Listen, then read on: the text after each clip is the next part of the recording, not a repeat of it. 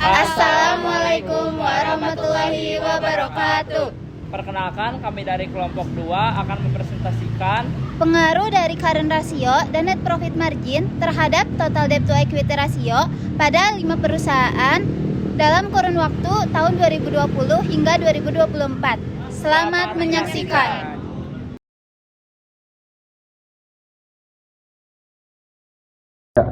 Perkenalkan, nama saya Rehan Dwi Putra Andira dengan NIM 23500911124. Di sini saya akan menjelaskan pengaruh current ratio dan net profit margin terhadap total debt to equity ratio pada 5 perusahaan dalam rentan waktu tahun 2020 sampai 2024. Di sini saya akan memperkenalkan anggota kelompok 2. Yang pertama ada Andini Aulia dengan NIM 235009118, Syakira Siti Nur Hidayat dengan NIM akhir 119, Rizia Nurul Aini 1120, Cindy Apriliani Fatimah 1121, Ayu Diana Luciansyah 1122, Andia Zezau Binawari 1123. Selanjutnya di sini saya akan menjelaskan pengertian laporan keuangan. Menurut Sutrisno tahun 2009, laporan yang disusun oleh manajemen sebagai pertanggungjawaban atas sumber daya yang dipercayakan kepada dan digunakan untuk menilai kinerja serta posisi keuangan perusahaan.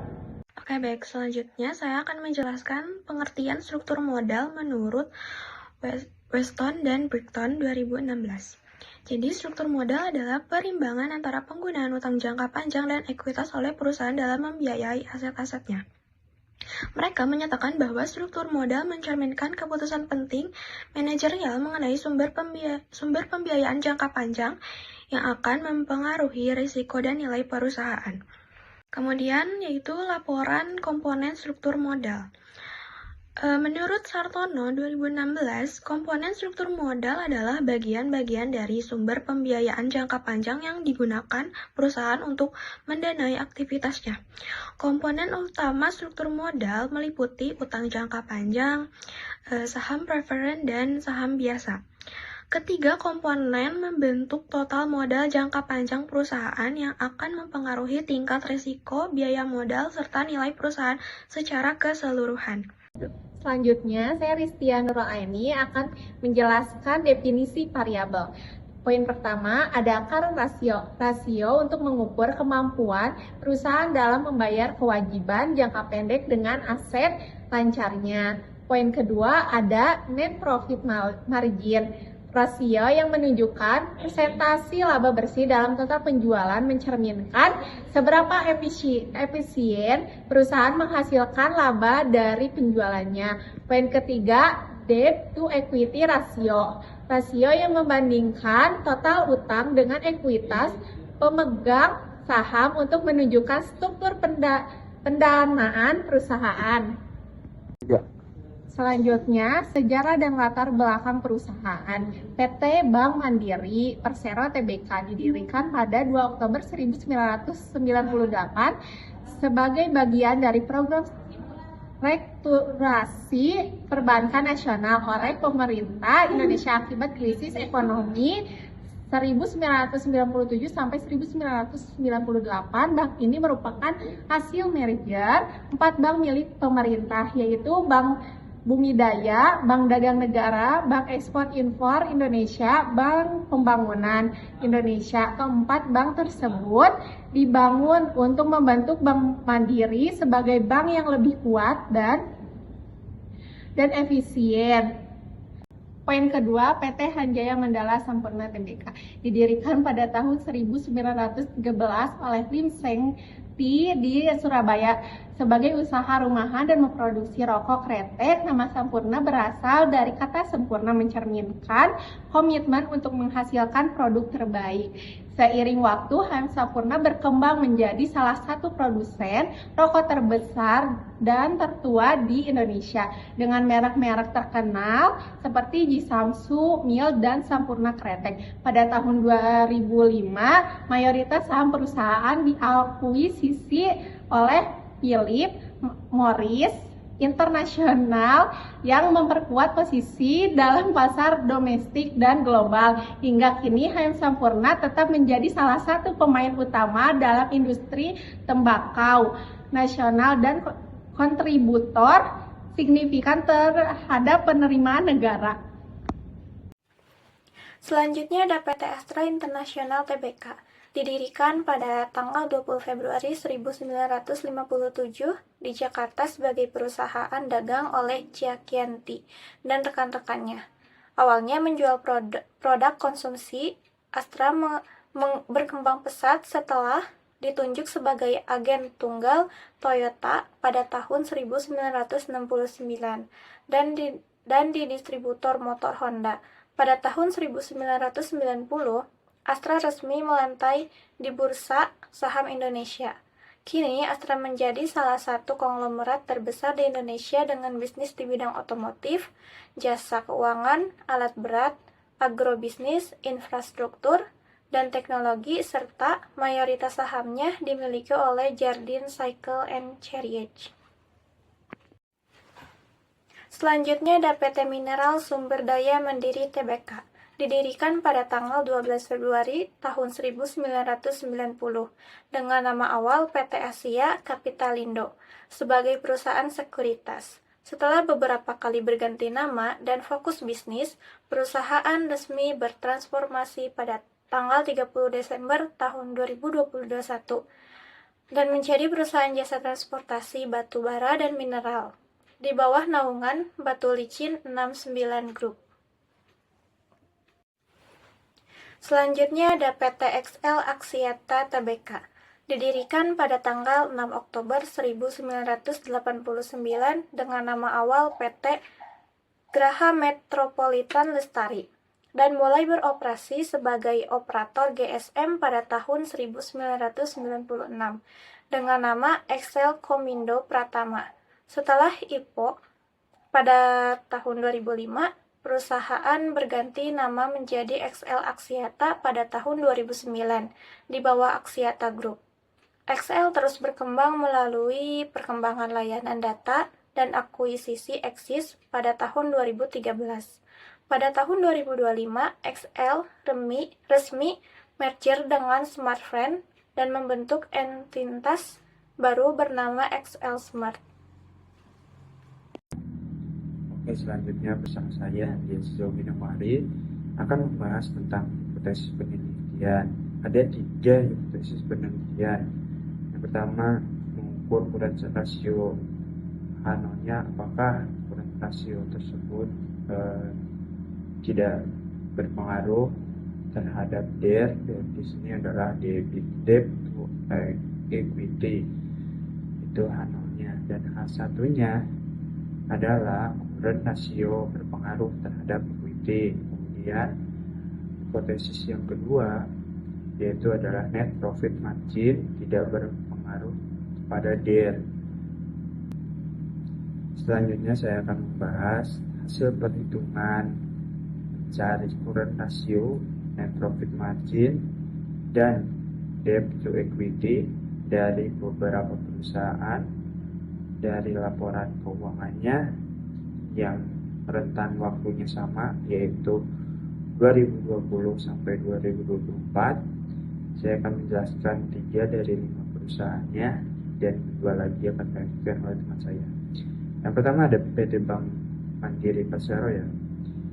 Ini bisa dikatakan untuk current ratio-nya ada rata-ratanya di angka 1,2. Kemudian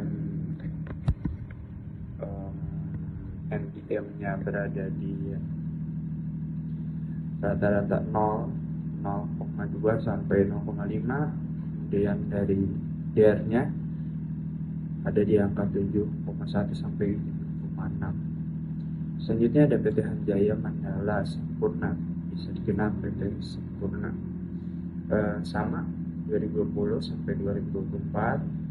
Di sini agak berbeda, jauh dari 1,5 sampai 2. Kemudian NPM-nya di antara 0,09 sampai 0,7. Kemudian DER-nya dari 0,06 sampai 0,08. Selanjutnya ada PT yang terakhir, PT yang nomor 3, ada PT Astra International Tbk yang mendapatkan current ratio-nya di angka rata-rata 1,3 sampai 1,5.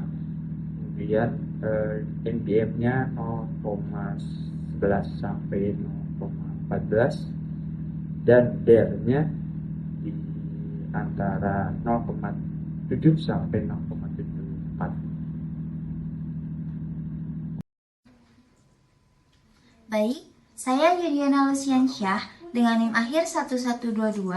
Selanjutnya saya akan melanjutkan hasil perhitungan rasio keuangan 2 dari 5 perusahaan yang telah kami teliti sebelumnya, yang juga telah rekan saya sebutkan sebelumnya, yaitu pada PT Mineral Sumber Daya Mandiri Tbk dan juga pada PT XL Axiata Tbk untuk periode tahun 2020 hingga tahun 2024. Pada tabel ini dapat terlihat terdapat 3 variabel utama yang kami ukur, yaitu diantaranya current ratio sebagai X1, net profit margin sebagai X2, dan debt to equity ratio sebagai variabel dependent atau variabel Y.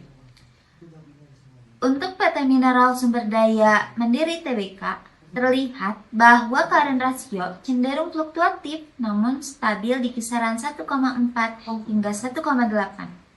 Sedangkan net profit margin sempat menurun di tahun 2021 dan meningkat lagi di tahun 2023. Debt to equity rasionya juga menunjukkan tren peningkatan yang signifikan di tahun 2023 dan 2024. Sementara itu, PT XL Axiata menunjukkan current ratio yang relatif lebih rendah dibandingkan perusahaan yang pertama, atau dibandingkan dengan perusahaan PT Mineral Sumber Daya Mandiri Tbk. Namun, net profit marginnya tetap konsisten meskipun kecil. Debt to equity ratio PT XL Axiata cenderung tinggi, yang artinya perusahaan ini memiliki struktur pendanaan yang lebih dominan daripada utang. Nah, data inilah yang kemudian kami gunakan untuk proses analisis regresi selanjutnya. Selanjutnya, di sini terdapat hasil dari uji regresi linear berganda yang telah kami lakukan untuk melihat pengaruh current ratio dan net profit margin terhadap total debt to equity ratio. Dari hasil regresi tersebut, dapat diperoleh persamaan regresi, yaitu Y sama dengan 4,103 dikurangi 1,838 X1 ditambah dengan 4,200 X2. Dari uji tersebut didapatkan nilai koefisien determinasi atau R² sebesar 0,208 yang artinya variabel current ratio dan net profit margin mampu menjelaskan variabel debt sebesar 20,8%, sedangkan sisanya yaitu sebesar 79,2% dijelaskan oleh faktor lain yang tidak diteliti. Selanjutnya, berdasarkan hasil uji secara parsial, didapatkan beberapa hipotesis, diantaranya pada hipotesis 1, yaitu current ratio sebagai S1, didapatkan nilai terhitung sebesar negatif 1,965 dengan nilai signifikansi sebesar 0,062 lebih besar dari 0,05. Maka dapat disimpulkan bahwa tidak terdapat pengaruh signifikan current ratio terhadap D, sehingga H1 dinyatakan ditolak. Kemudian, pada hipotesis kedua yaitu net profit margin sebagai X2, didapatkan nilai terhitung sebesar 1,810 dan nilai signifikansi sebesar 0,084 yang juga lebih besar dari 0,05. Artinya tidak terdapat pengaruh secara signifikan antara net profit margin terhadap D, sehingga H2 juga dinyatakan ditolak. Nah, dengan demikian, kedua variabel tersebut pada model ini dinyatakan tidak berpengaruh secara signifikan terhadap variabel D. Untuk selanjutnya akan dijelaskan oleh rekan saya. Baik, pada bagian ini saya akan menjelaskan hasil uji regresi linear berganda secara simultan. Sebelumnya, perkenalkan nama saya Cynthia Priani Hotimah dengan NIM akhir 1121. Pada slide ini, saya akan menjelaskan hasil uji regresi linear berganda secara simultan atau biasa disebut dengan uji F, yang digunakan untuk mengetahui apakah dua variabel independen yaitu CR atau current ratio dan NPM atau net profit margin secara bersama-sama mempengaruhi variabel dependen yaitu DER atau debt to equity ratio. Pada hasil tersebut diketahui F hitung sebesar 2,894, F tabel 3,42 pada taraf signifikansi 5%. Dan signifikansi atau p-value sebesar 0,077. Karena nilai signifikansi atau p-value sebesar 0,077 lebih besar dari 0,05, maka hasil pengujiannya adalah hipotesis 0 atau H0 diterima, yang berarti tidak ada pengaruh signifikansi secara simultan dari current ratio dan net profit margin terhadap debt equity ratio. Baik, yang terakhir adapun kesimpulan. Berdasarkan hasil analisis terhadap 5 perusahaan pada periode tahun 2020 sampai tahun 2024, diperoleh kesimpulan sebagai berikut.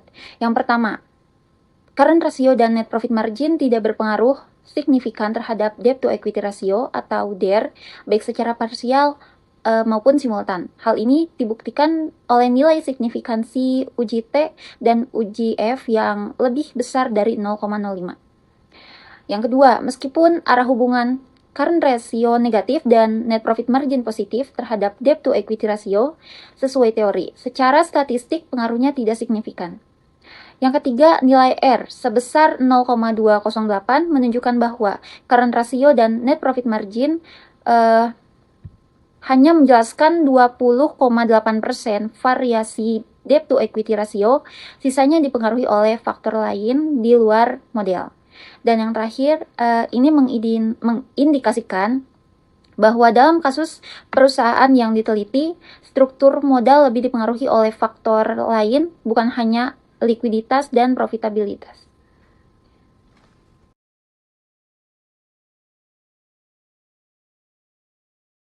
Sekian presentasi dari kelompok kami. Mohon maaf bila ada kesalahan.